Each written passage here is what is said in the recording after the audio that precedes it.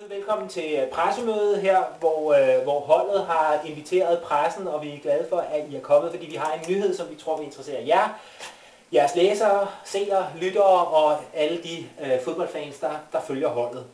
Vi er repræsenteret her i dag af Felix Ronstein og Emil Ronstein Christensen, og så dagens hovedperson, som vi er stolte over at kunne byde velkommen til som ny spiller på holdet, og hvem det er, det vil jeg overlade den sportslige ledelse at røbe for jer.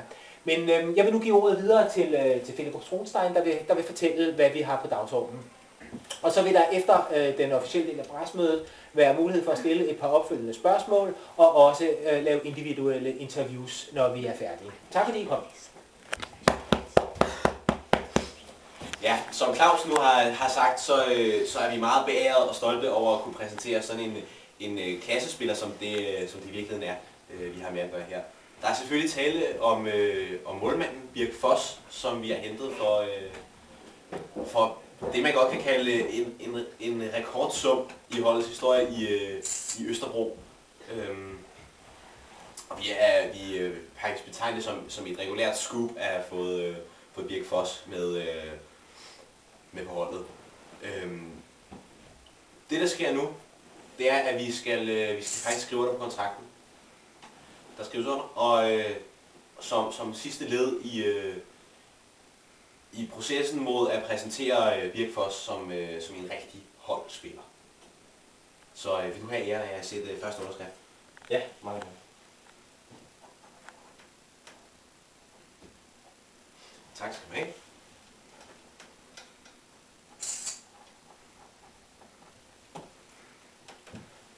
Mange tak.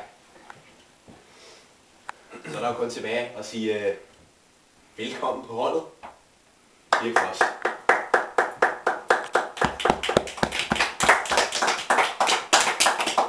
Nu skal jeg til trøje på. Den kan ikke passe det. Og så vil Emil Ronstein måske lige sige nogle ord på vegne af spillerne. Ja. På vegne af spillertruppen vil jeg selvfølgelig gerne byde Birk velkommen. Det er et spændende nye indkøb, og mange af os har kendt ham fra ungdomsårene. Og ved, hvad han står for som spiller, og ser frem til at nyde godt af det både på og uden for banen.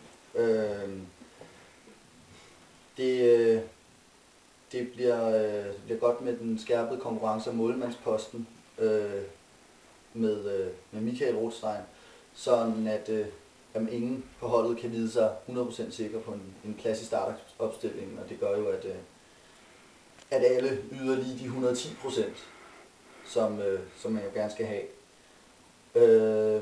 Jeg ved, at Birk er meget ambitiøs spiller, og jeg ved, at han vil gøre alt for, at holdet skal nå en top 5 placering inden for en periode på 3 år.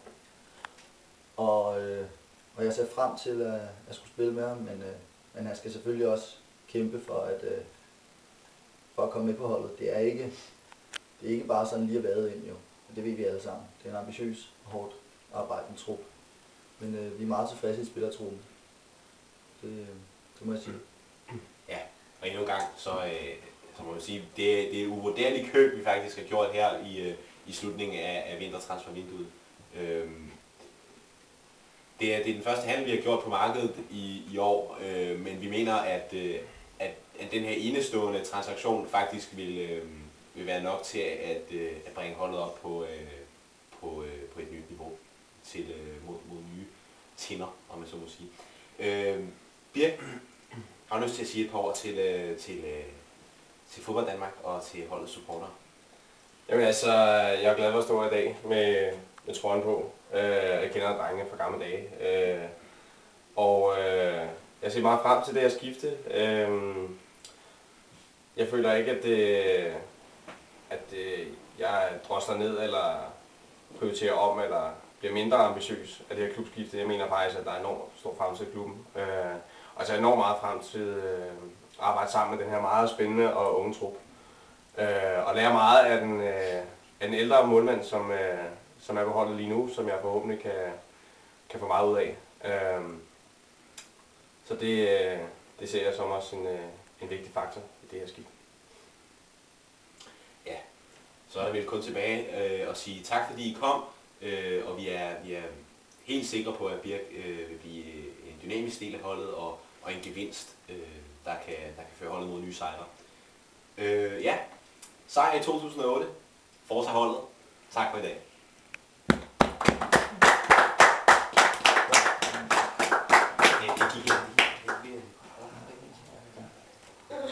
Okay, tak.